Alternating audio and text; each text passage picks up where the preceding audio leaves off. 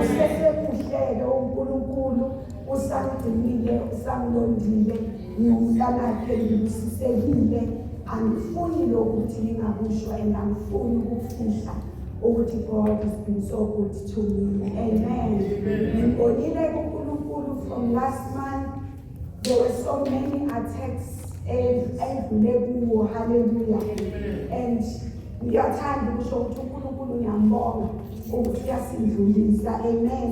Ngithe mangicabanga kahle ngacabanga ukuthi eplanini kaSathane I think bekaplanile ukuthi kamsiza kumele kube nomncwabo last month. Azange ube khona wathi uphela uOctober we were celebrating. Amen. Sangena in the month of November. Again uSathane wafuna ukuthi kamsiza kube nomncwabo. Hallelujah. I thought izofakazeka last time masibiza ukufakaza ukuthi iviki iSunday school behamba ngayo kuya ku-trip yabo. Abazukulu bami, the 3 of them, they were hospitalized. Hallelujah.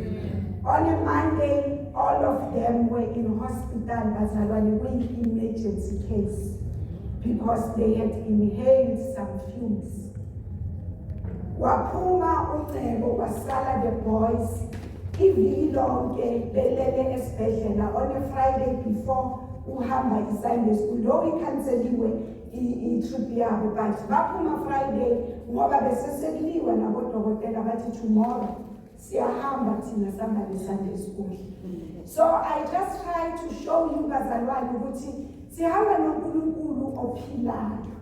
uNkulunkulu uyasibiyela and uyasaphula nasogibeli lomthuphi. Hallelujah. So angifuni ukungakusho lokho ukuthi mangabe uNkulunkulu enenzele umusa masingathuli ngalokho uNkulunkulu asenzele kona. It is a blessing to wake up in the morning uvuke uphefumule. Akusikuhlakanipha lokho abanye abakwazi ukuvuka as we speak. But when you were able this morning uphakama umzimba uphakamise weza la wazi ukhonza uNkulunkulu.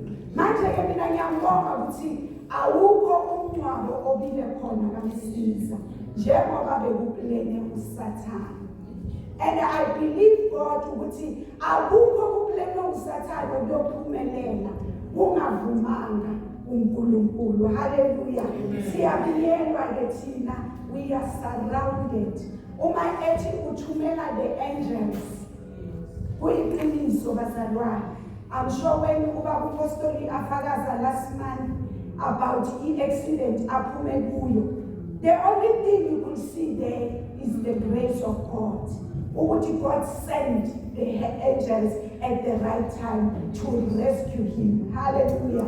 Today I am not umfelokazi because God has been so good to me. Nalowo umisa uNkulunkulu anenzele wona. So mina ke ngizohlala kuNkulunkulu bazalwane.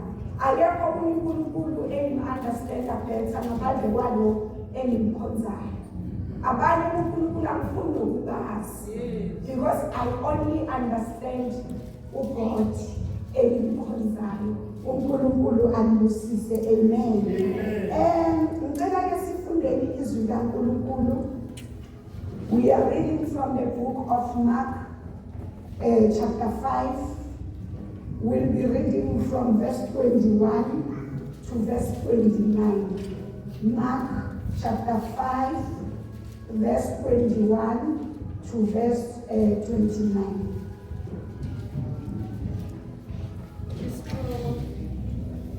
Indodakazi kaJareli ivuswa ekufeni. Khona uJesu esebuye ewelele ngaphesheya komkhumbi kwabuthana isikhulu esikhulu kuye engaselwane.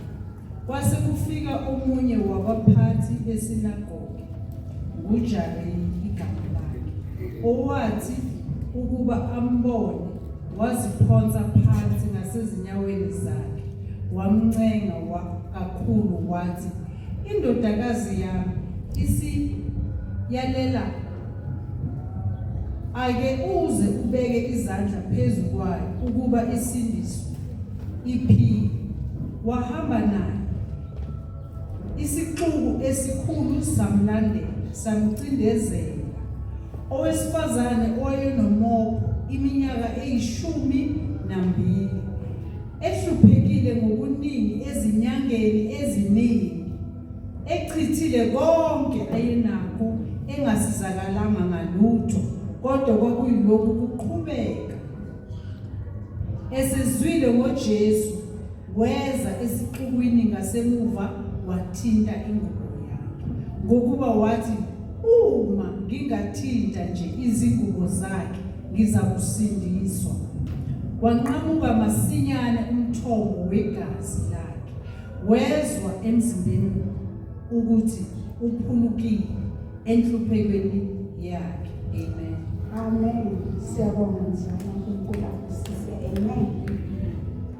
Bazalwane, just to give a summary on a straightforward story esizwakalayo, asidingi noku-interpreta siyiclear nawuliclear. The Bible lithi uJesu Kristu ufika endaweni, uma efika kuleyo ndawo leyo, lithi iBhayibheli, a large number of people, crowds, they gather phambi kwakhe. Bazwile ukuthi uJesu ukhona endaweni, uqeda ukulenda. Uma efika immediately, because abantu bezwe izinto eziningi kakhulu ngoJesu Kristu. Lithi-ke mabafika bagcwala la uJesu Kristu ekhona, kuza a certain name. His name is Jairo. Hallelujah. Lithi-ke iBhayibheli uJairo lo okhulunywa ngaye bekayi-leader of the synagogue, meaning that bekumuntu owaziwa kakhulu emasinagogweni la bekukhonzelwa khona amaJews. He was like a pastor of that branch because he was the leader in the house of the synagogue. Hallelujah. Lithi-ke makanako uJesu Kristu u-approachwa uthis Jairus. Approacha uJairus, a person with a good name, a leader of a synagogue. Uthi kuye, umntwanami uyagula kakhulu. Then uncenga uJesu ukuthi ngicela Jesu ukuba uhambe nami ukuba siye ekhaya, ukuyokhulekela umntwanami, indodakazi yami, ukuze isinde. Hallelujah. Then lithi-ke iBhayibheli, uJesu Kristu ekuzwa lokho, wabese uyahamba nale ndoda. Le ndoda i-approache uJesu Kristu, iyi-leader of a synagogue. Iyahlonipheka, inelungelo lokuba kuleyo ndawo.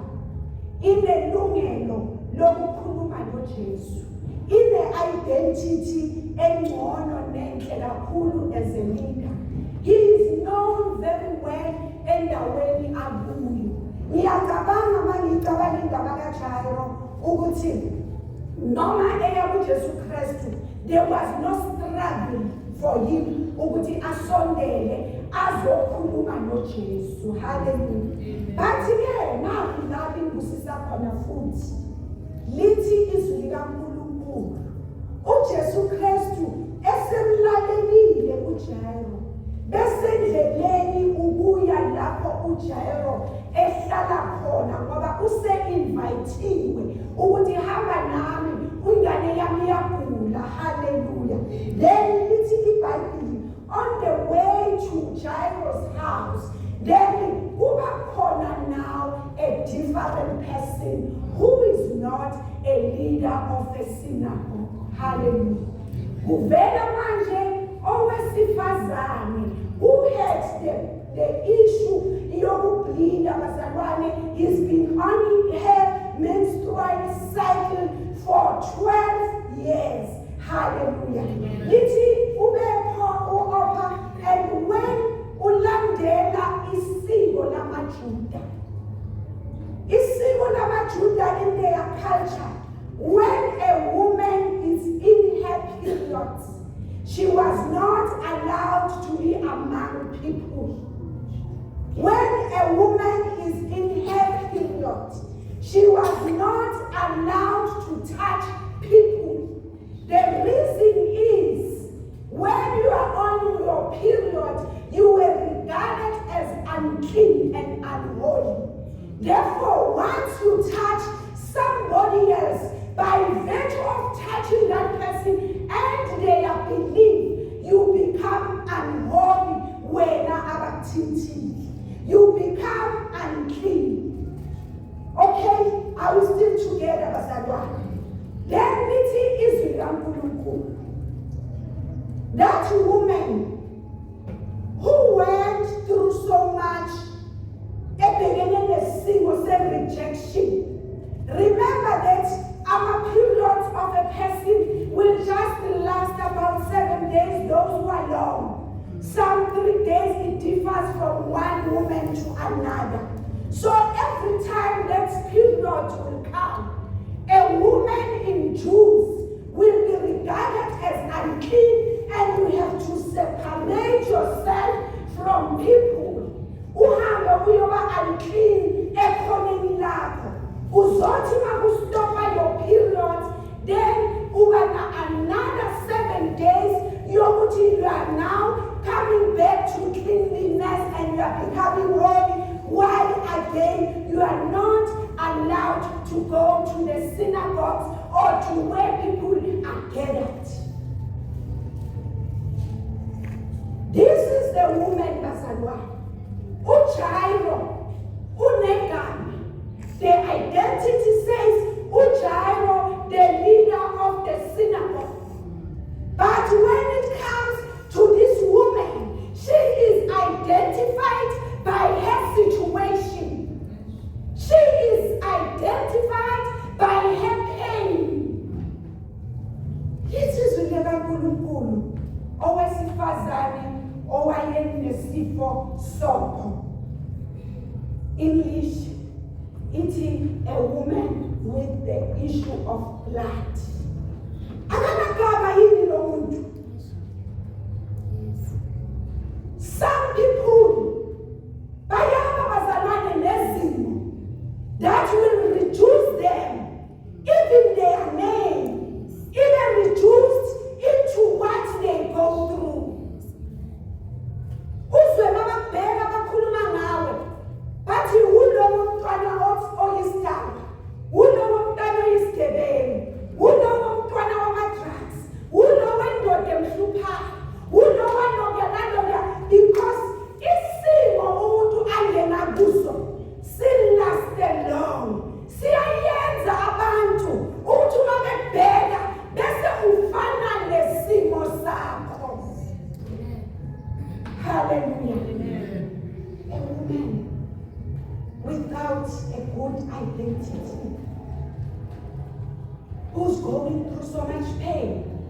Lithi iBhayibheli, this woman, she had tried everything. She's been to doctors.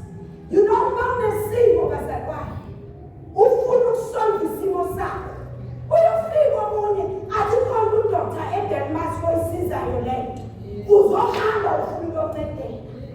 Afika omunye athi usenatali, uzofuna imali uzama uhlanganisa uthi ngenatali. Lapho sikhuluma ngowesifazane lithi iBhayibheli bese akwenze konke. Lithi ke manje ngalibuhlungu kakhulu khona. Lithi sekaphelelwe yiko konke, including imali yakhe yokuya kudoctor, including abantu eduze naye, ngoba akekho umuntu ofuna ukuhlala nomuntu o-unclean eyiJuda. Hallelujah. Akekho umuntu ofuna uku-identifywa nokungcola njengoba bekwenzeka esikweni labo. But kunento-ke engiyithandayo nengiyiphikaphayo about this woman.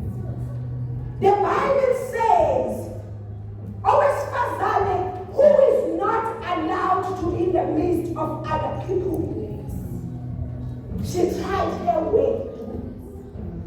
Wathi nangu Jesu, wadlulundela walwela ukuyofika kuJesu.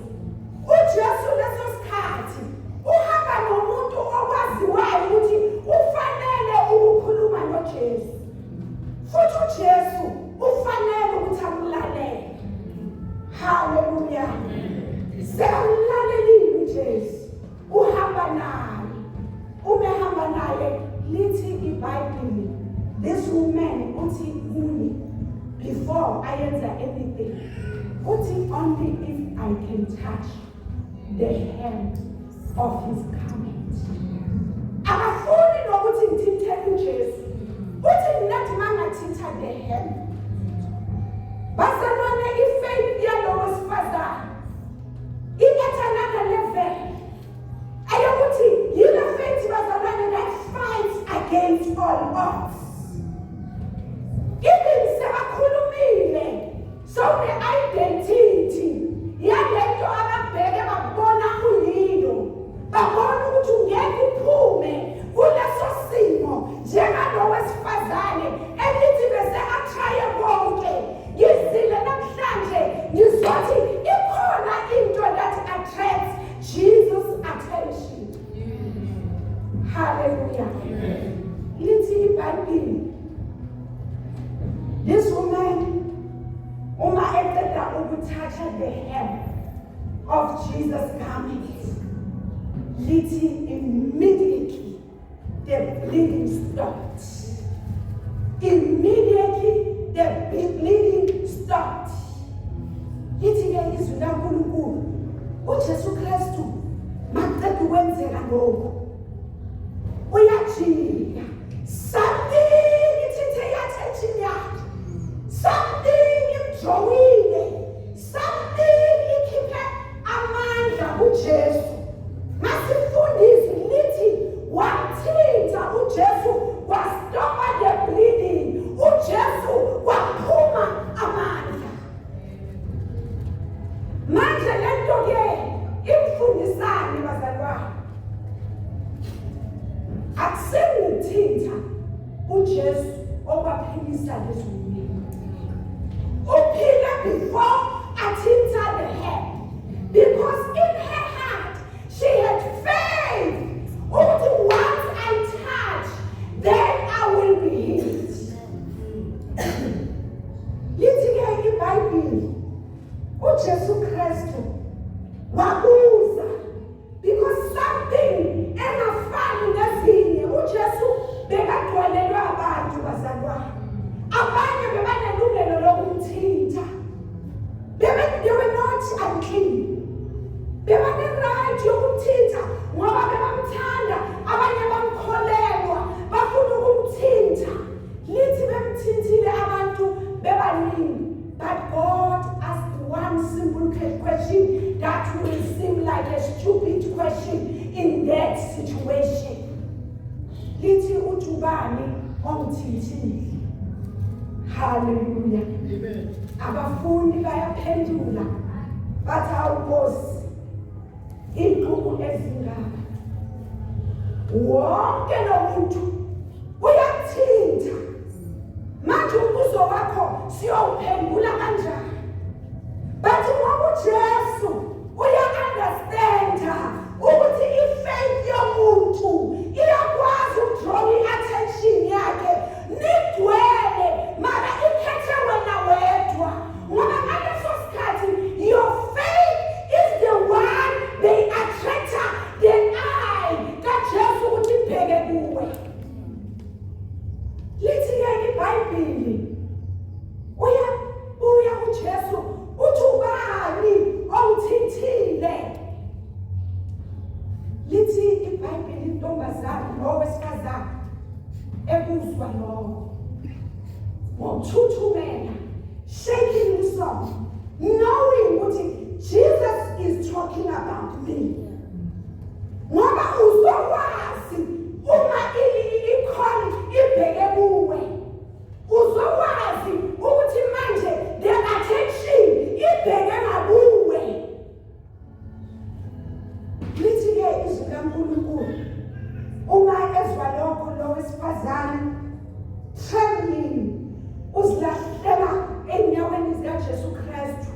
Then she confesses what happened.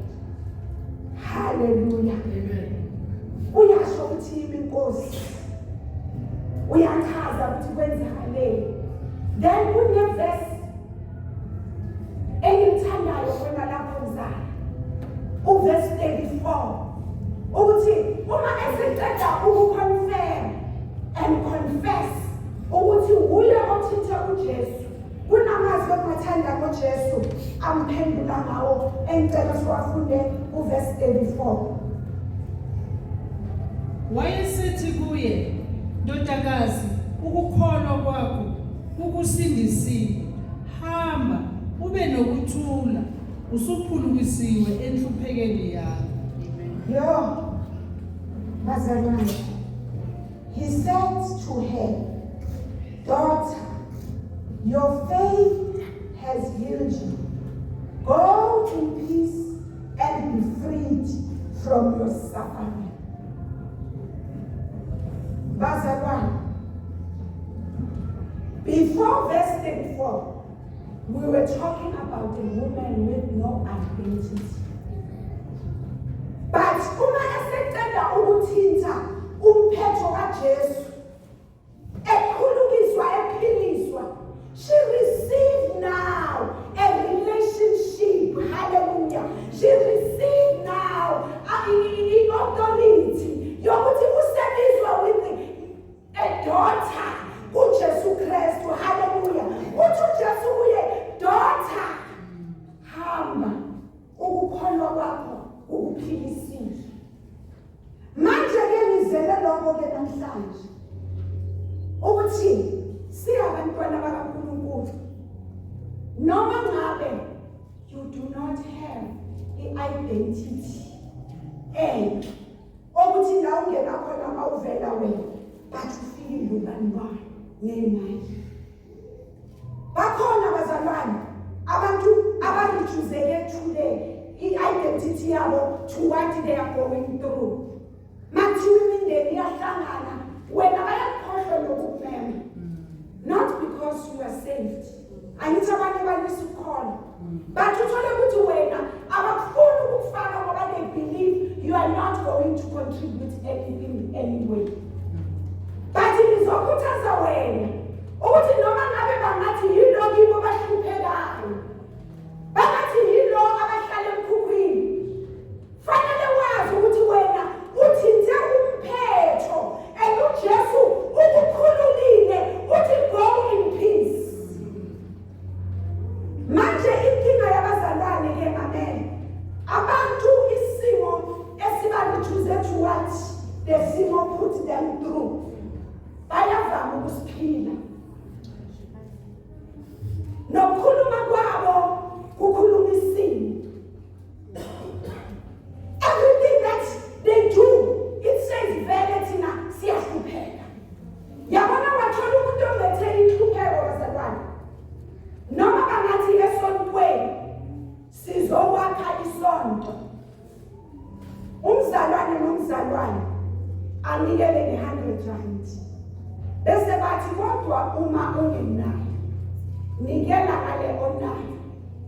Umuntu ombethe ukuhlupheka uzothi anginamali noma ene-1 rand, akhohlwe ukuthi uma ezene-1 rand yakhe uzothasha umphetho so that uNkulunkulu a-expande i-territory yakhe, izinto lezi ezingekho zibe khona. Amen. Bazalwane masingena eSpa, asikho isinkwa sabahluphekayo nabarishi eziniswe ku-different apartments. But those that are poor come and buy bread. This one, those that are rich, we all buy ngokuthanda kwethu or ngokukhona kwethu. But when it comes to the house of God, abantu, they don't understand the secret ye breakthrough. Ukuthi once you take a step and say anako kuningi, but umalume ungiphe 10 rand, out of this 10 rand I'd rather take a 10% of that and bring to God and say ukuthi uNkulunkulu ngeke angisize. Umzalwane afeyile just 1 rand ngoba sihluphekile. ngizosho kuwe namhlanje ozireduce to that level yalo woman who was bleeding ukuthi come out of that cage. Ilwa zama ukuthi uraharahe njengayo ukuthi nanoma bebangamelanga bephakathi kwabantu this woman wathi mina ngiyongena bathe bayahamba bayoyenza ukuthi mina noma ngihlupheka ngiyongena ngiyodlula nathi nje mangimthashile the hem of his garment I know ukuthi uNkulunkulu uthembekile.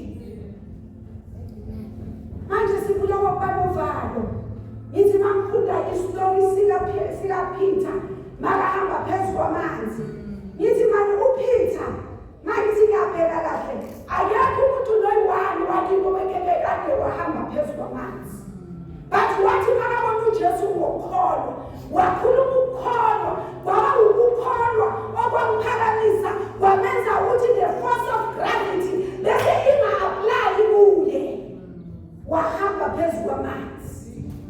Hallelujah. Omunye bekazothi timzame mhlambe manje ozelwe after uPeter athi uNkulunkulu wami uPeter wahamba phezu kwamanzi maybe nami ngingahamba phezu kwamanzi. Lasikhuluma ngoPeter ongazange athi uNkulunkulu wahamba bekuyakuhambile.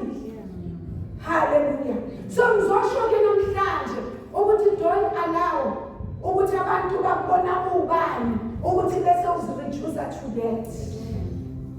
But sikhonza uNkulunkulu okwazi ukukhulula isimo ukuthi nanoma sekushiwo sebadiclarile bakhona abantu abanesiphiwo sokuyibiza into uzuyibone ukuthi ifana nawe bayikhulume vele ubone ukuthi mina vele iyamfanela ngiyubani yizothi get out of that cage udlubulundele uye kuJesu.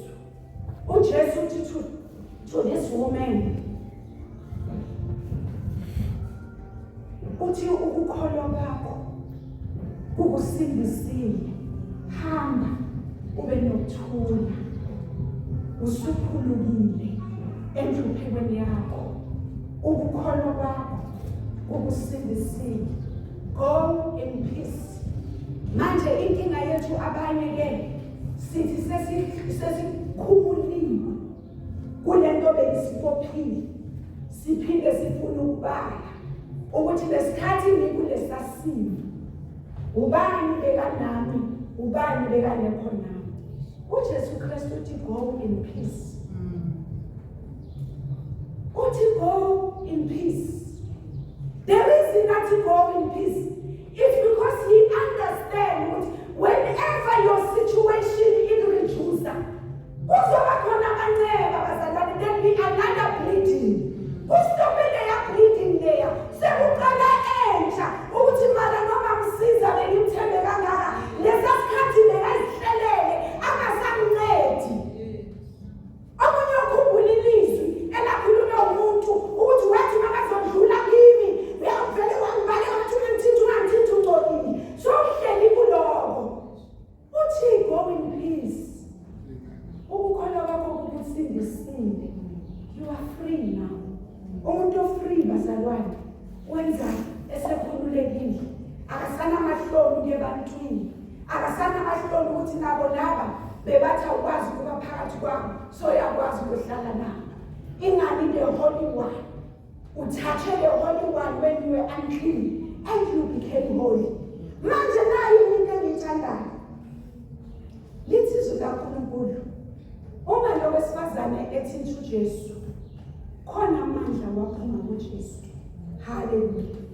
Manje lento imfundisa ukuthi whenever you seek God unamandla ehlezulwini ezakuwe. Ifaith yakho if uzo apply your faith uthathe uJesu, I want to promise you ukuthi things will never remain the same. There is no way uzoya ulambathe ubuye ulambathe. Izulu uzoli-attracta ngefaith yakho. Lento yadrawa i-attention kaJesu ugcwele abantu. Kodwa lelo langa lelo wafuneka lo wesifazane ngenxa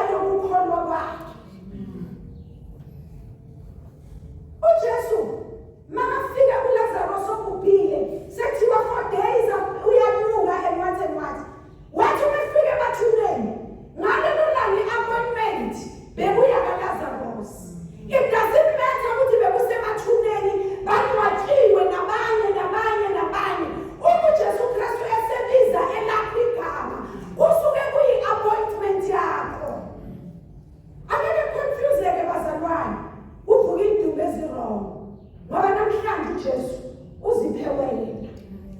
uJesu namhlanje ufocuse kuwe. Manje ngizothi kuwe nawe akwenzeki bazalwane ukuthi sisebenze endleleni ngentando kaNkulunkulu, sihambe ngentando kaNkulunkulu bese amandla kaNkulunkulu angabonakali endleleni. One thing I know ukuthi nanoma ungahamba endleleni zifike zikushaye uhamba naye, ngoba iBhayibheli alisipromisi ukuthi masikuNkulunkulu azikho izimo ezizosiattack, but sipromisi ukuthi singena naye kuzo, siphume naye futhi kuzo. And siphuma stronger than before. Siphuma sinamandla. Manje ngiyamthanda lo wesifazane ukuthi azange avule isimo sakhe ukuthi simblokhe bazalwane. Wathi ngiya-understanda ukuthi vele la ekhaya akaze kwaba khona umuntu okholwayo. Ekhaya abagraduate. Ekhaya akekho osebenza umsebenzi oright. Ekhaya azidrayiva imoto. Yena waba nokukholwa. Wabese uyakhuluma ekukholweni kwakhe. Wabese kuba ne-action. Manje angeke kusize ukuthi bese ngiyakholwa ukuthi uNkulunkulu uzongikhipha kule nkinga enginayo, but I'm doing nothing. Mabamemezela ifasting esontweni, mangabuza ama-Wednesday waka-2025 so far, abewayingaki. Bese omunye kuthiwa wena kuwo wonke ufaste ayingaki. I'm sure uthola ukuthi bafluke abafana nami ukuthi hayi Nkosi yami akhona ithuba kujaliphi. I know ukuthi kuney'wani yangiphazamisa, kuney'wani beyi-birthday yami, but I made it a point ukuthi those days before ilanga le-Wednesday ngingena kuqala. If uhlulekile ukungena nge-Wednesday, angeke iviki liphele ngingayingena.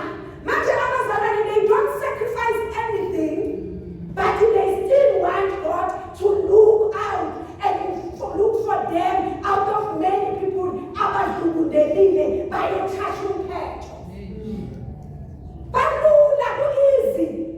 Abanye uNkulunkulu uwalithi ukuthi nanoma bawumemezela umthandazo, already yena vele ushile enhlizweni yakhe wathi hayi thina ngeke sikwamele ngokufasta. No, we are writing exams. Awaqali ngawo ama-exam. uNkulunkulu uyakuthwala ufunde, uyobhala i-exam, ufastile, ubuye akuphamandla, ukhuleke ngo-6.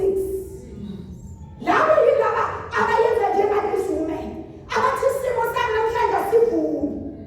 Today angiboni ukuthi ku-possible mara alwe ukuthi ngifuna ukuthinta umphetho wempahla zikaJesu ukuze ngisinde.